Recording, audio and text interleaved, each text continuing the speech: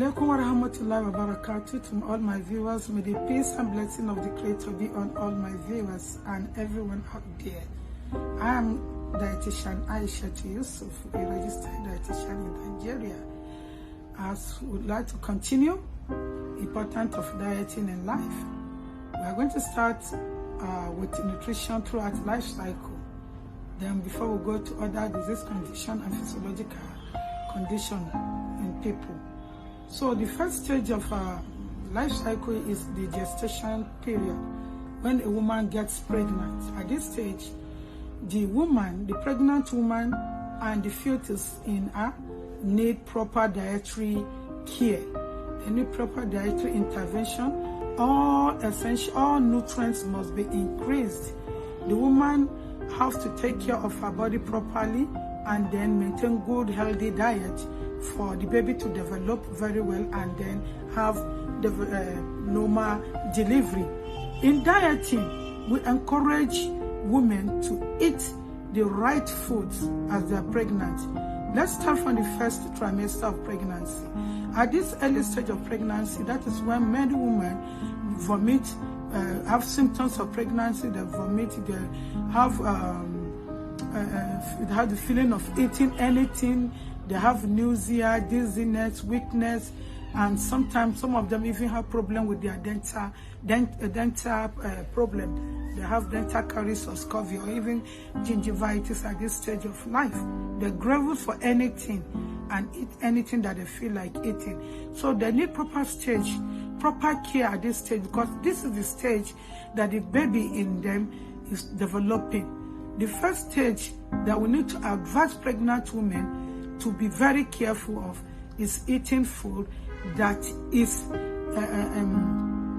adequate in a nutrient we call folate, vitamin B9. That nutrient folate is the same folic acid that is given to pregnant women during antenatal period. So once a woman gets pregnant, the first thing she do is to go to the hospital. If you notice sign of you missing your menstrual period, go to the hospital so that they'll do proper diagnosis to make sure you are pregnant. And then when it is sure for sure you are pregnant, you start antenatal immediately.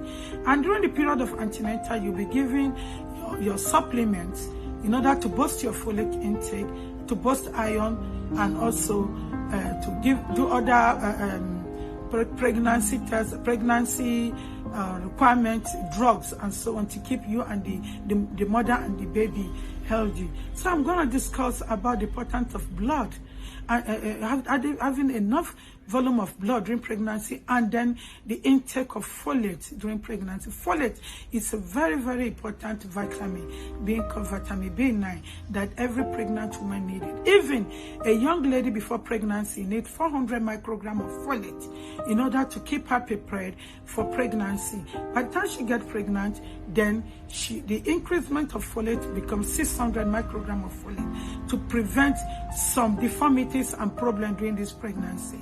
And this problem that could occur if the pregnant woman becomes unfortunate is, first, we call it neural tube defect, the effect of the neural tube that has to do with the spinal cord and the brain down to the limbs and then the skull.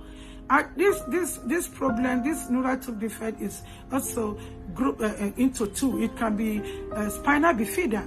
That is the intake of low intake of folate or vitamin B9 can lead to spina bifida, where the baby will be born partially paralyzed, where the limbs will not be used. Where such baby, even if they survive, they don't crawl on time, they don't walk on time, the neck do not steady on time, the bones become weak. That is a kind of musculoskeletal disorder in babies, you see. And then it can be anencephaly, whereby the spinal cord will not develop properly, making up where the brain also will not develop properly. Or sometimes, if the deficiency is too severe, the baby will be born without brain.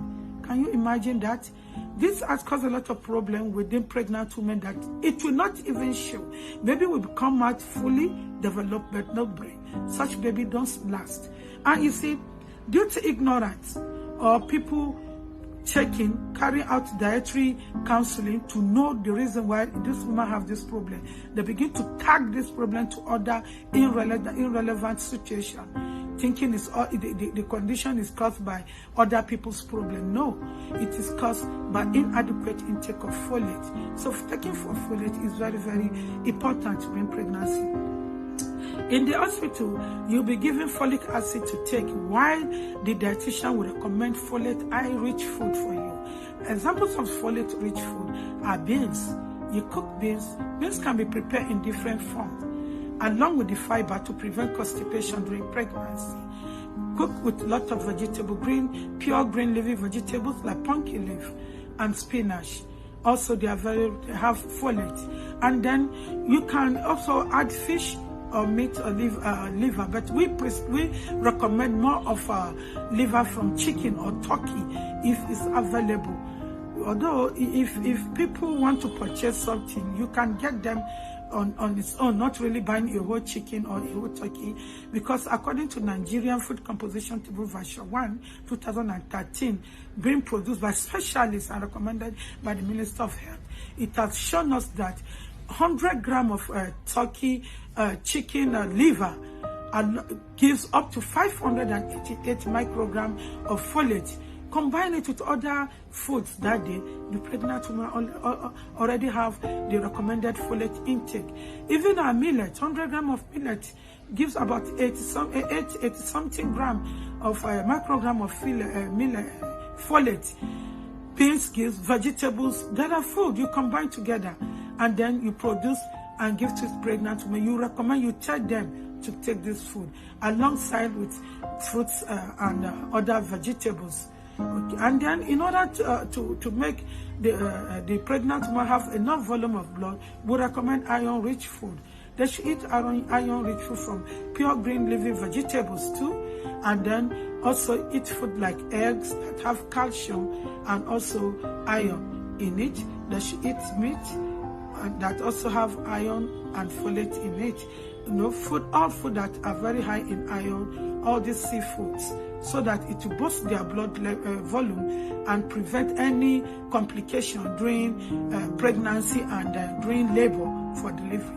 Women that already stored enough volume of blood in their system, even if there's shortage of blood during delivery, they can still cope before blood transfusion. But women that don't eat enough food that contains folate and iron, when delivery comes and there's shortage of blood, these women cases are very critical that, God forbid, we might lose maybe the mother or even the baby, because it is just enough volume of blood that circulates oxygen from the mother to the baby. Without enough oxygen, enough nutrients will not be transferred to the baby. So blood plays very essential role during pregnancy. So even if we recommend all this food that has iron and folate, but we also put into consideration that pregnant women do not need to consume too much sodium to prevent gestational hypertension, and we don't recommend them to go for high carbonated food, high calories, because they have to meet up with the recommended calorie. If a woman needs 2,000 kilocalories at the first trimester, she should increase it to at least 200 kilocalories second trimester, and then 400 kilocalories third trimester. Every 200 kilocalories per every trimester to give her the energy to push on. And this will help the baby to grow well. And these calories will also give her the strength to cope with the pains during labor. So we increase the calories, we prevent excess sodium in order to avoid gestational hypertension, which can lead to other problems like preeclampsia, where the BP will be higher too much, and it affects both mother and child. If proper attention is not taken, mothers like that do lose the baby. Babies don't come out alive, or even they give birth to that baby, or the mother even will lose her. So pregnancy don't stay long. Babies do have low birth weight. Instead of coming out 2.5 kg, they come out lower than 2.5 kg, and at the same time, the mother that has this problem of excess sodium that leads to edema, swelling of the feet and other part of the body, can also have cardiac failure or arrest. That is why some of them cannot cope during labor. They have to undergo surgery to cut them open and remove the baby. Okay, and a protein is also very important during pregnancy. Protein and naturally body building food. They are the building block of people. If a pregnant woman did not take enough recommended protein to meet up her recommended intake and that of the baby, this is a state that some babies are born with deformities. You know, in development, the cells develop into tissues develop into organs. By the time this development is going on during pregnancy and the woman do not take enough proteinous food, or if the woman is unfortunate, the baby will come out with one part of the body not properly developed. That's deformity somehow. So we recommend the pregnant woman to take at least 1.2 to 1.5 gram of protein per body weight.